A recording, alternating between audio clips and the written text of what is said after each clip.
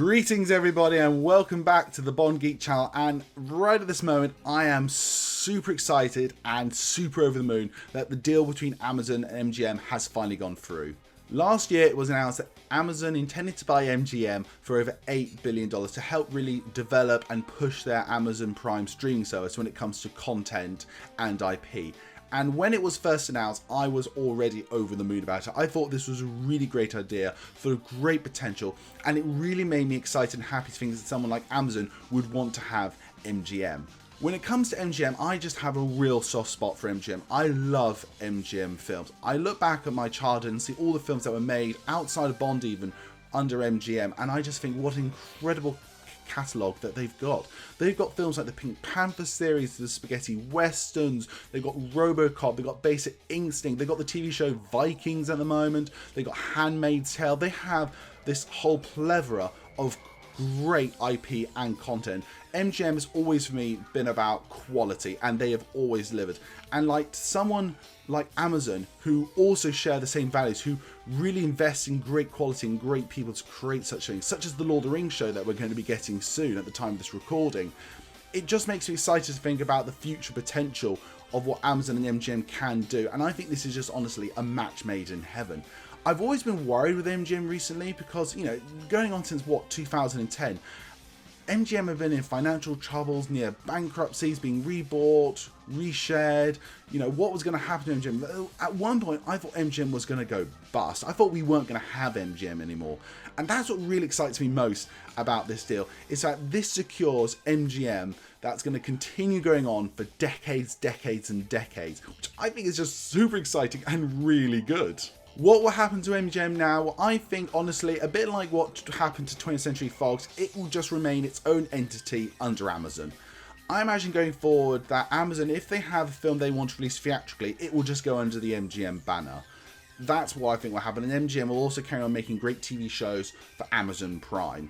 So I sort of akin it to, if you will, when you see the logo for 20th Century Studios or even Columbia Pictures, you'll have that little wording underneath that says an Amazon company like Columbia has a Sony Pictures company. That's how I imagine MGM will keep going forward. The other major thing is we're now going to see on Amazon Prime a whole new slate of new TV shows and original movies coming to the streaming service.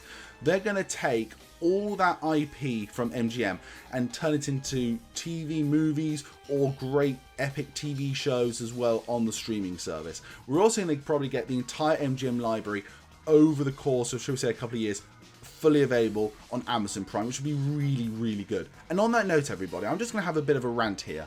Amazon. I love Amazon Prime. I think it's one of the best streaming services around. Your menu system to get to content is dreadful. Use this as an excuse to redo it from the ground up, because it is a bugger to find anything on Amazon Prime at times. So the question that you've all been thinking about, which is why you probably clicked on this video, is now what's going to happen to Bond? Honestly, not much. Eon still own the controlling rights when it comes to the Bond franchise, and they've made it very clear that Bond will remain a theatrical only thing. And I don't see Amazon complaining with that. Bond belongs on the big screen. It does the most best on the big screen. It makes the most money.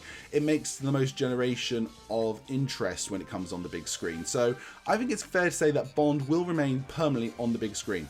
When it comes to spin-off material, I imagine this is where, if there is going to be any arguments, there's going to be some arguments. Barbara and Michael have made it very clear that they don't want to do spin-offs. They want to keep just Bond, James Bond, and the franchise on the cinema screen. But Bond does have to change and adapt to the modern day.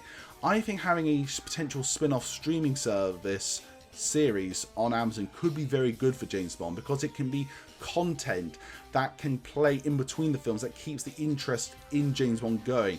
In a world where we have so much different content being shoved at us all the time, it's good to keep James Bond constantly in the public conscious. I imagine TV shows maybe like some sort of pre-title sequence adventures could be really good on Amazon. Maybe some animated stuff again.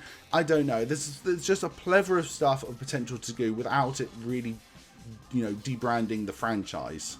What I want to end on is this thought. This to me is, if you will, the first notch in the road to Bond 26. This is like the big first piece of news when it comes to development of Bond 26. Now the Amazon MGM merger is done. they can now probably properly move forward on development of Bond 26. Now this is all, the dust has settled and things can now start running forward. This should just be a great piece of news for everybody. As I mentioned, you've got MGM safe, you've got plenty of new IP content coming, and this is probably the first notch and the mark in the road towards getting Bond 26. But I want to know, everybody, what are your thoughts on this news? Are you happy about the merger? Are you not happy about it? I want to know. Comment down below and tell what you think. As always, everybody, my name's Henry. Goodbye.